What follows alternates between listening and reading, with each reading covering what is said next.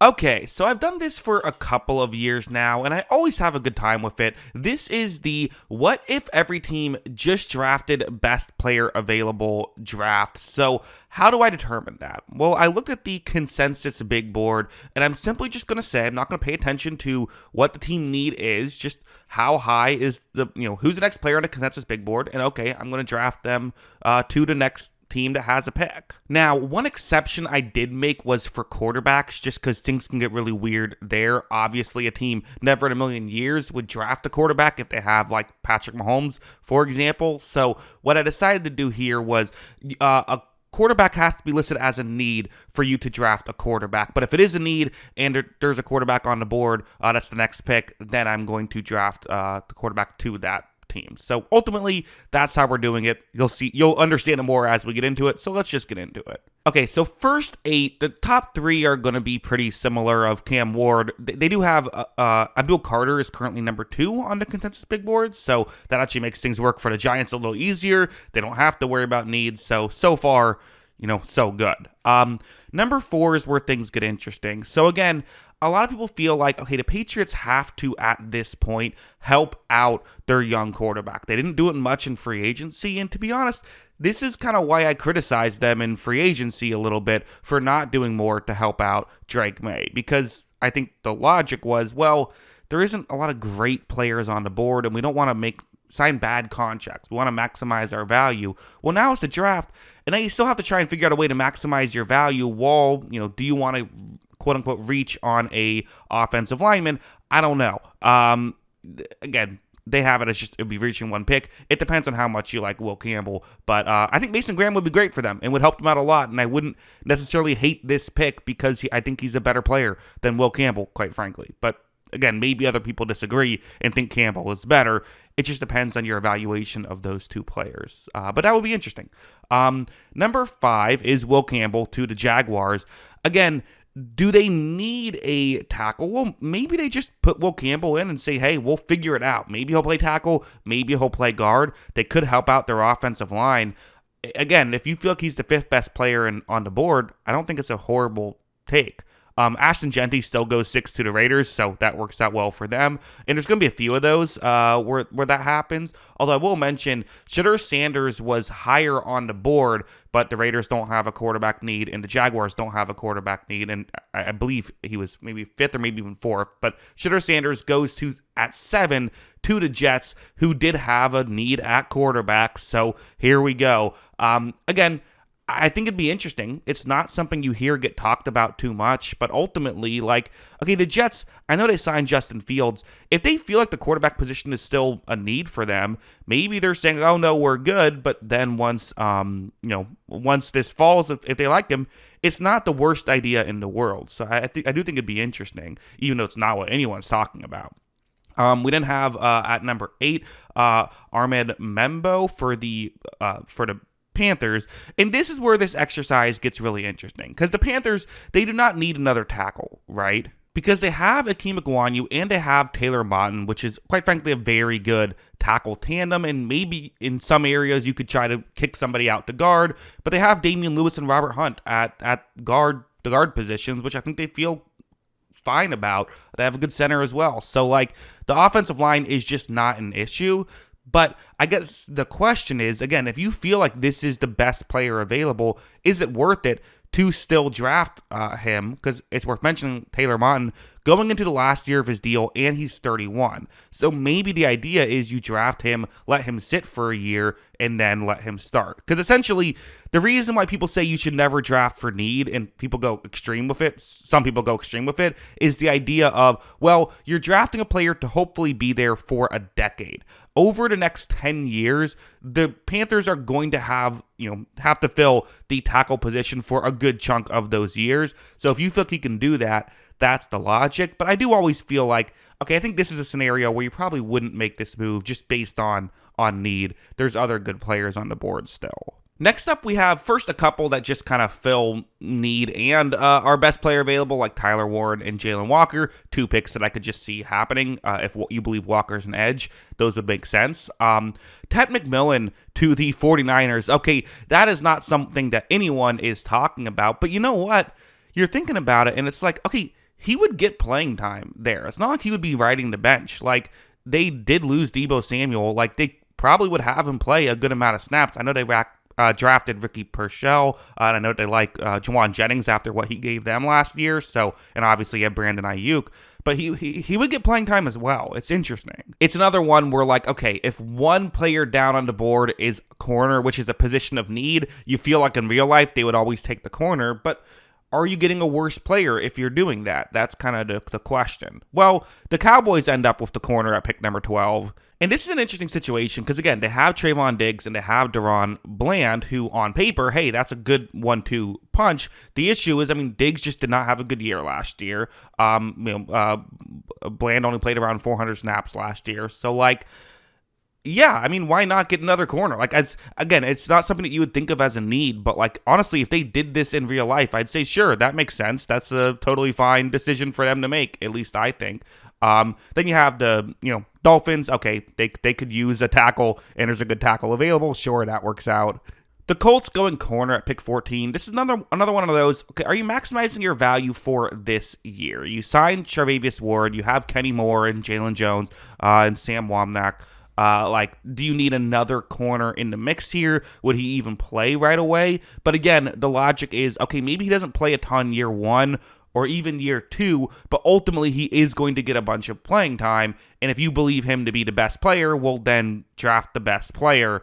Again, a move that maybe, like, in this situation, it still might make sense to just draft a better player than draft a worse player who fills a need right away, because 5 years from now, you'll be thankful you did it. Then a couple of edge rushers, Mikael Williams and Shamar Stewart, going to teams that could use an edge rusher, so those not really too much to talk about there.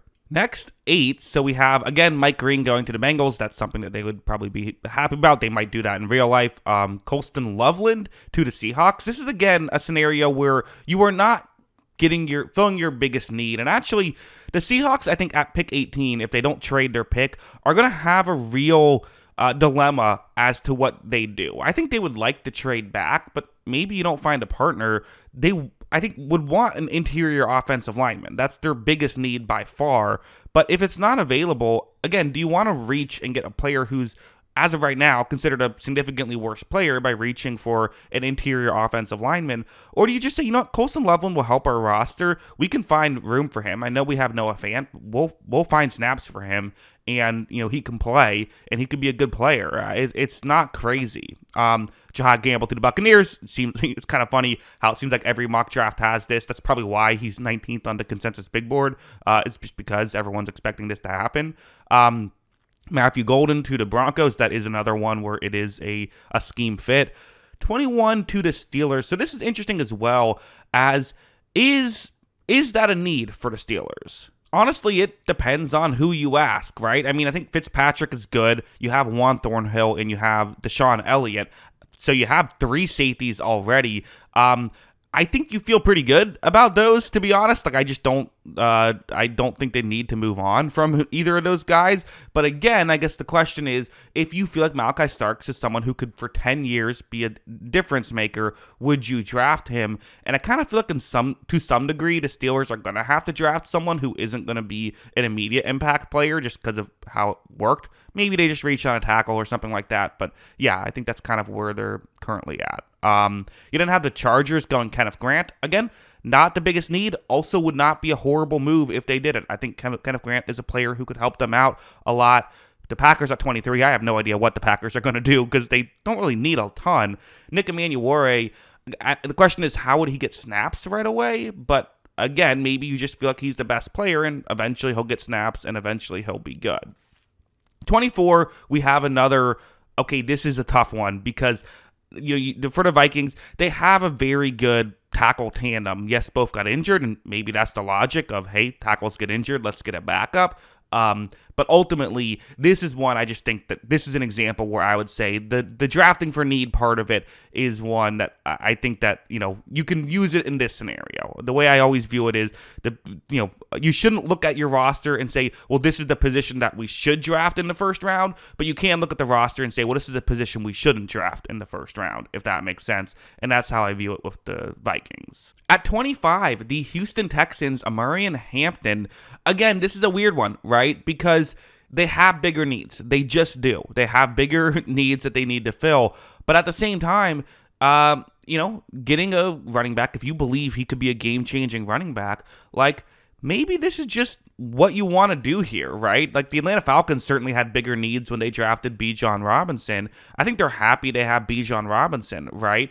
If you value the running back position, this could be something that can help out. Again, I still feel like they need to have a good offensive line to make that work, but I don't know. That's compelling. The Rams is another perfect situation of like, okay, this is a real scenario that could happen of Walter Nolan, a good player who I think that they would like. Do they, actually did a mock draft of what I think would happen, and this scenario was on the board, and I'm like, should they just go with Walter Nolan, who they don't need at all? They have a really good interior.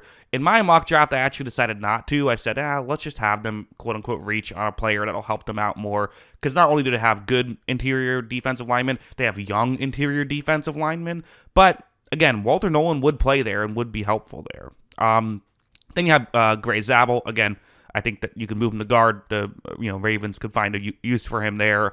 Derek Harmon to the Lions, who again not the biggest need, but he would get playing time there and would be a good player for them. I think. I didn't realize Tyler Booker was a first round was first round talent according to the consensus big board. I thought he was a second round talent. That was kind of a surprise to me. Now, they have Sam Cosmi as one of their guards. They want to keep him for as long as possible. They also signed Nick Algiretti to a deal in the prior offseason, so he still has 2 years left on that deal. You could get out of it if you want to, but are you drafting a guy just to get rid of a guy who's pretty good and on a reasonable contract? I don't know. So I guess the logic here is if you were to make this move, this would be one where you're making the move, but it's, you're essentially saying for the first 2 years, you're only going to sit on the bench unless there's an injury. If you feel him as just a guard, maybe you could try to teach him another position, but they're pretty good on the offensive line. So again, probably not what they will do. And then for the Bills, James Pierce Jr., this is another one where, like, it's not their biggest need, but I would not hate this at all if they decided to make this move. They definitely could find snaps for James Pierce Jr. I think they're going to want Joey Bosa on a bit of a snap count. So, like, yeah, if he's a good player, could be really good for you. And if you can get a potential, I think the talent is like top 15. If you just feel like his, the character concerns, not off the field stuff, on the field character concerns that he has, if you feel like those are overblown, would not hate this one at all. Next, we have the Chiefs going with Donovan Ezeraku, who this is kind of, I feel like, the whole point of this exercise in a sense, because I think this is interesting. Because for the Chiefs, what's their biggest position of weakness right now? What's their biggest need that they need to fill? For me, it is guard. It's left guard. Sure, left tackle would be nice too, but I think a guard or a tackle is where they should go. There is not a great guard on the board right now. There just isn't. And so do you say, you know what? Let's just get a good player who we will still find time for. He will still get snaps. If he's a great player, you'll put him in for 1,000 snaps, right? And if he's a good player, you'll put him in for 500 snaps. That's just kind of where he is at as a player, in my opinion. So, do you do something like that if you don't love reaching? Because ultimately, what's more valuable? Getting a good contributor or getting a player who's maybe only going to play like a fringe starter anyway? You might as well just get the player who will be a solid starter, right? Even if it's not your biggest position of weakness. Although then, the flip side is, well, look at what happened last year with the Chiefs. Having a solid starter at tackle would have gone a long way for them last year. So that's the debate, and this is where you can start to get into maybe you do draft for need because you're trying to compete right now, that kind of thing. And then the Eagles, who ultimately this kind of fills a need as well. They could use a number 3 receiver, so ultimately this wouldn't be crazy either. So yeah, that is the if every team drafted best player available draft. I always feel like with these things, there's a lot of moves that at first I say, well, that wouldn't really work. But then you start to think about it and you're like, well, you actually could make a lot of these work if you wanted to do that. So ultimately, I am a believer in more teams should draft best player available. I'm not saying you go this hard with that mindset, but I think that it's something that can often work. So I don't know, just kind of an interesting exercise. But yeah, those are my thoughts on all of this. What are yours? Let me know in the comments below. Always love hearing from you. And of course, as always, thanks for watching.